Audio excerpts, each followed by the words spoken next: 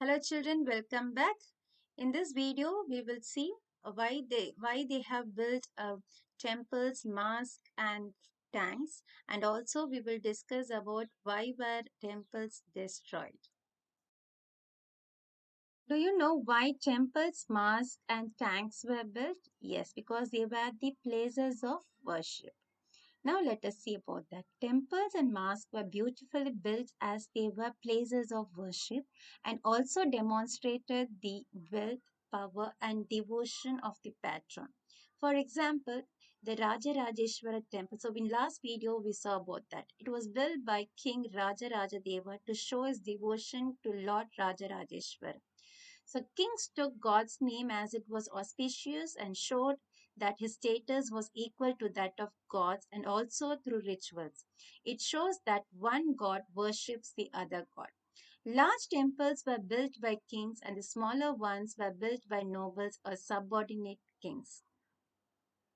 The Muslim kings were also called as Badshahs. They did not claim to be incarnations of God, but the Persians called the Sultan as the shadow of God.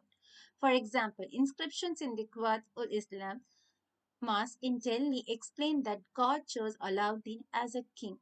Why? Because he had the qualities of Moses and Solomon. It also says that the greatest lawgiver and architect is God Himself, who created the world out of chaos and introduced order and balance.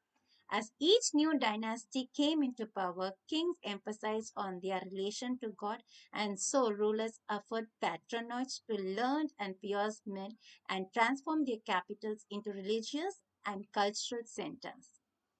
The rule of a king in ancient times was considered an age of plenty where all resources were available in plenty, especially water. And so kings built tanks and reservoirs to provide clean water to their subjects.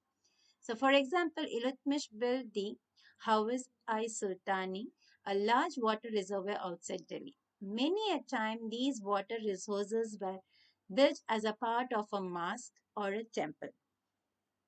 Do you know why were temples destroyed? What were the main reason? Yes, when kings attacked each other, they targeted temples was they were a symbol of king's wealth and devotion.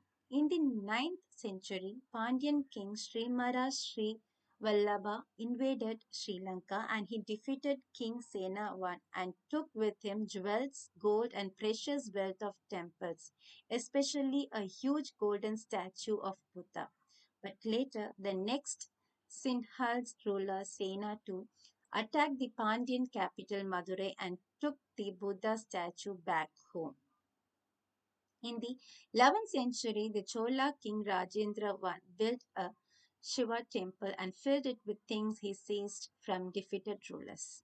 The list included what are all the lists? A sun pedestal from the Chalukyas, a statue of Ganesha and Durga, a Nandi statue from Eastern Chalukyas, an image of Bhairava from the Kalingas of Orissa, and a statue of Kali from the Pallas of Bengal. Sultan Muhammad of Ghazni raided India during the 11th century and looted many temples, out of which the most famous loot is of the temple of Samnath in Gujarat. I hope you all understood what were the reasons why the temples were destroyed, for why they have built mass temples and tanks. Thank you.